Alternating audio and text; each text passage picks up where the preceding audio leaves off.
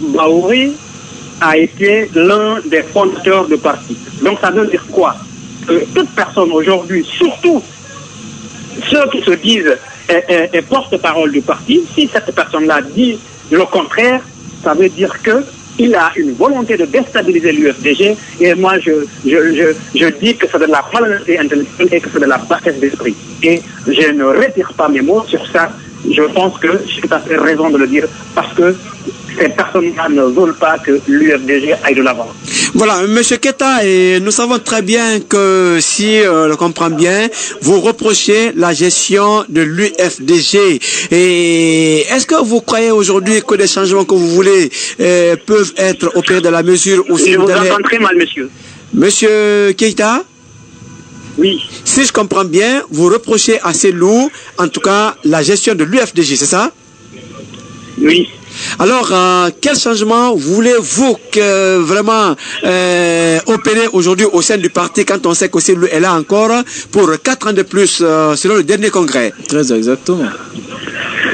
Aujourd'hui, dans tout parti politique, je vais vous dire, on ne peut pas attendre 5 ans pour dire qu'on va critiquer la mauvaise gestion du parti.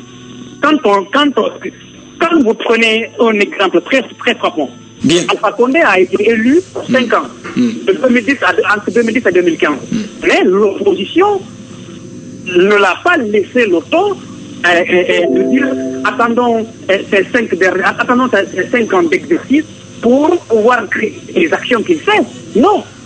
Quand il fait des actions qui sont anormales, ou bien quand il pose des jalons qu'il ne doit pas poser, on est là en tant que responsable du parti pour dénoncer cela, pour proposer quelque chose de meilleur. C'est ça aussi. La gestion d'un parti politique, c'est la même chose que la gestion d'un pays. Dans un parti politique, même si a été élu hier et qu'il est élu pour 5 ans, il n'y a pas de problème, c'est normal, il est légitime. Mais cela ne veut pas dire que nous qui l'avons élu, c'est nous les responsables des fédérations qui l'avons élu, les militants, on ne peut pas croiser les bras, l'observer en train de nous envoyer dans une fosse, c'est pas possible. Dès qu'on voit des orientations qui ne vont pas dans le bon sens des choses, nous avons le devoir, je dis bien le devoir de nous lever pour montrer, pour non seulement dénoncer sans virer, mais aussi pour proposer un certain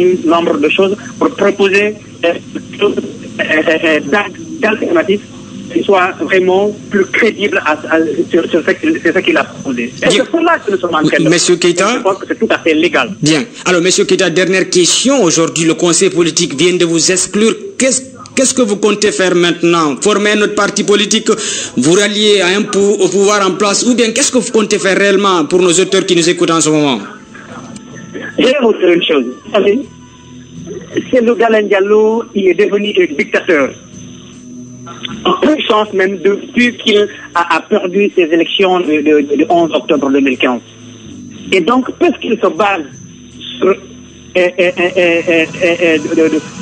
une fausse déclaration, puisqu'il ne se base pas sur les statuts et les règlements intérieurs pour prononcer d'éventuelles sanctions, je vous ai dit en introduction que moi, je ne me sens pas concerné. Je continue à assumer mes fonctions, je continue à assumer mes responsabilités. Je ne partirai pas de l'UFDG et je reste et demeure de l'UFDG. Le combat sera en interne. S'il y a quelqu'un qui va partir de l'UFDG, c'est lui qui va partir de l'UFDG et moi, le laisser à l'intérieur. Je vous le garantis. Merci beaucoup, monsieur Mohamed Lamine Keita.